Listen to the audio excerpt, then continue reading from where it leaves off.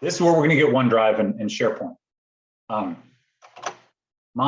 This is my personal machine, and I have personal OneDrive, which is unrelated to Vanderbilt. Then you've got your Vanderbilt OneDrive. If you only have one, I think it just says OneDrive. It doesn't say call it out as Vanderbilt OneDrive. And then what I have down here, Vanderbilt, is legacy syncing SharePoint content directly.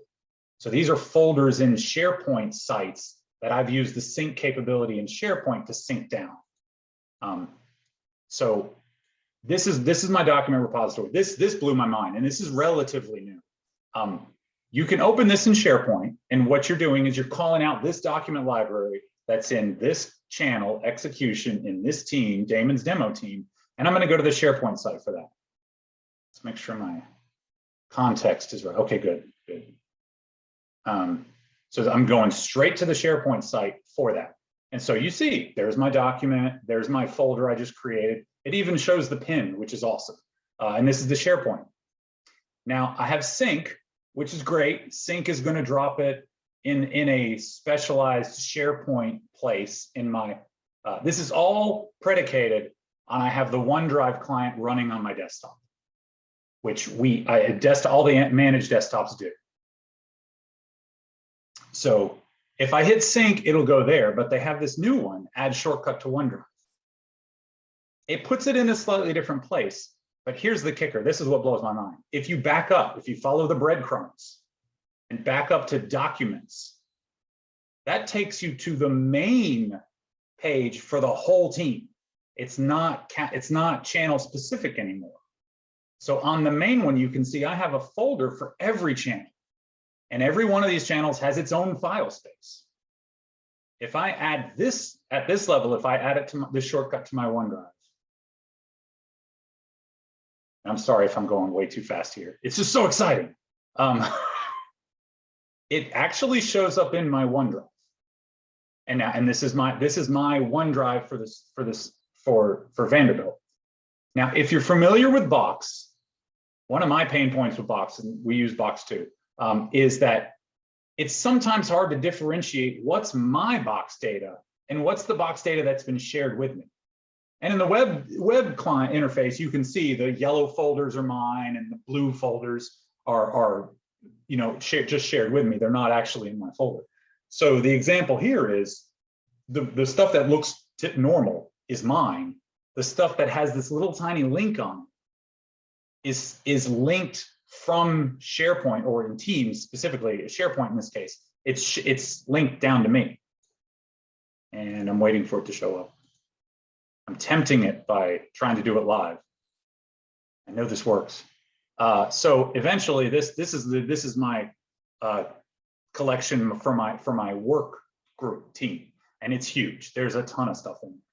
But you don't have to worry about filling up your hard drive. I know some people are concerned about, they want to make sure they have a localized copy of it, and that's awesome. But this can get out of hand if you have big departments with lots of data in there. I think this one is 5 gigs worth of data. As long as this folder right here represents, or this icon represents, it's all still in the cloud and you just see a representation of it. However, that doesn't do you any good when you're on the plane and you realize, I needed this document, I don't have it. It's dependent on internet access to actually get access to that file. If you have a file you've been working on, you'll get this circle with the green light. That means you're maintaining a local copy that's staying in sync with the cloud. Now, if you want to be sure that copy never is always on your computer, you can choose always keep on this device. Now, if you're running out of space and you know you don't need stuff, you can choose free up space, and that effectively deletes the copy on taking up space on your hard drive, but maintains the link. So you can always pull it back down. Damon, let me jump in here. Nancy has a question in the chat that is, I think, more first order question. What is needed to have a personal OneDrive? Because I think I have one. It's a little shortcut in my file explorer. So the Vanderbilt OneDrive or the personal OneDrive? Because I have the 2 OneDrives. Maybe you can say what the difference is. So this one is a personal account. Like I've purchased an Office 365 subscription with my money and my personal account. So you can simultaneously connect to multiple accounts with your device, with your computer. So I'm authenticating against Microsoft with my personal account, and I have access to that data, and my work account against Microsoft as well. So it syncs to OneDrives. Okay, because like when I got my laptop, I had this little link that said OneDrive Personal. And if I click on it now, it asked me to set up OneDrive. Yes. And so that would be using my personal Microsoft account that I would use for, I don't know. Yeah, if like I have my Gmail address, if I put in my Gmail address, and then it would say, gotcha. Okay, what's your subscription number? Or put in your credit card here. So how do you get a Vanderbilt individual OneDrive? So everyone does by default. You already have it. It may not show up here yet. That may take some configuration on your client. Gotcha. But you do have it.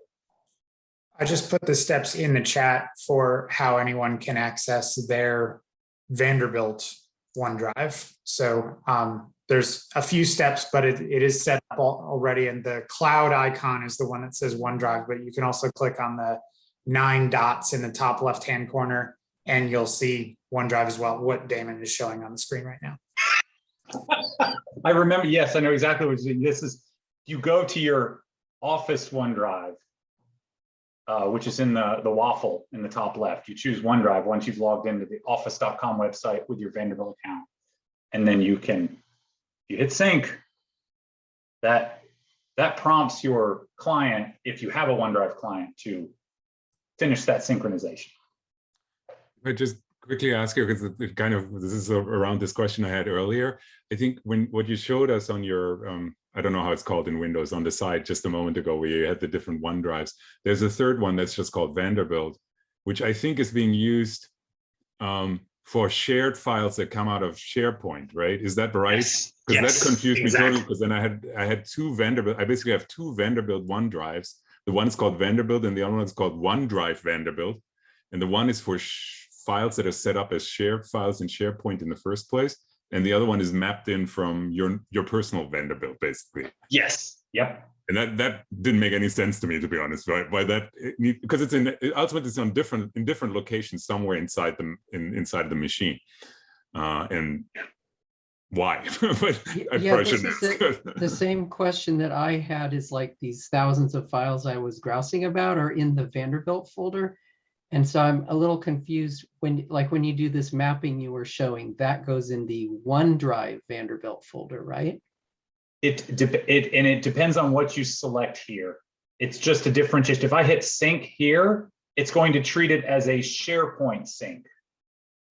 If I should, because this is a new thing, if I add shortcut to OneDrive, it's going to utilize my personal OneDrive folder to connect back to what is effectively SharePoint data. Yes.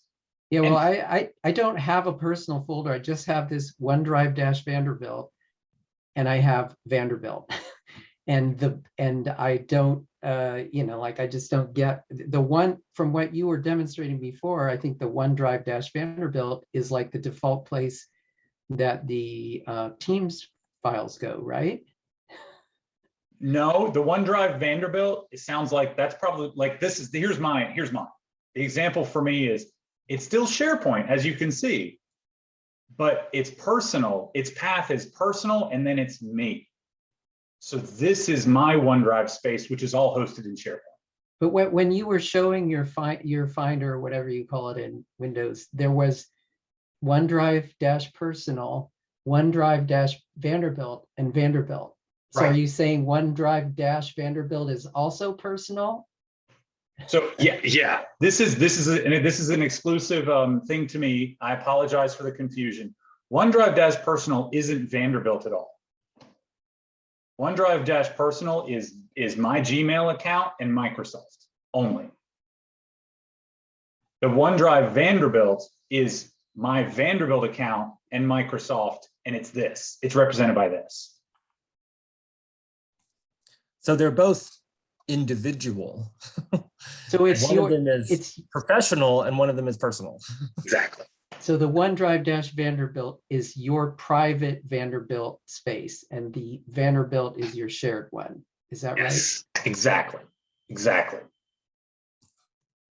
Okay, I want to show you this because I love it. Some people who use it love it. Paige called out @mentions, which is fantastic. @mentions are really powerful. And the file sharing within chat is super powerful. You drag and drop a file right into the chat. You might think, oh, I've got to scroll back up and find where Paige shared that so we can co-edit it. It goes right into the files tab. So it can be co-edited in the future. I wanted to show one quick thing. So you're prepping for a meeting. And if I haven't shared anything you haven't seen yet, maybe this will be it.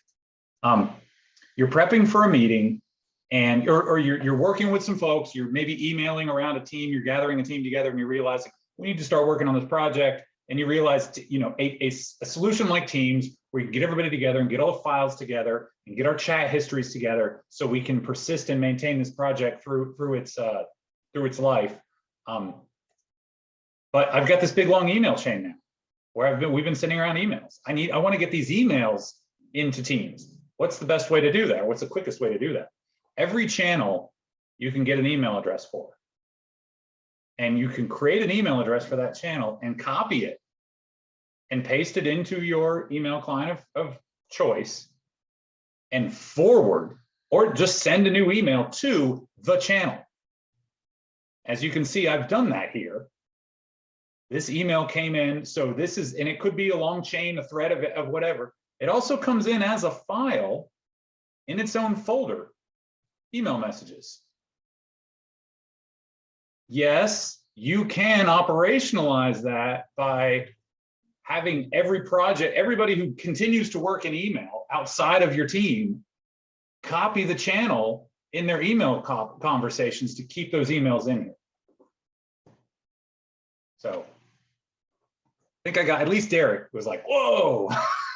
So I've had that one guy who refuses to go on Teams. Will just copy the Teams channel and you can go live in your little email world. Yeah, but I also like that for moving, like if you started something in email and a lot of the information is in your email and you need to move it over to Teams, that would be just forward the emails over and then you have everything in one place. Yeah. And I do think, that the channel tool is a bit like those of us who are kind of old school and like to have everything in folders, right? So being able to go to a channel to know, I know it's in this project, so it's going to be in this channel, and then I can go to the files tab. And if I have to search at that point, it's a lot easier of a search to do. And so finding those things gets a lot easier if you've done a little bit of kind of categorizing using the channel function, which is a natural way to do it because you're already chatting about the project in that channel.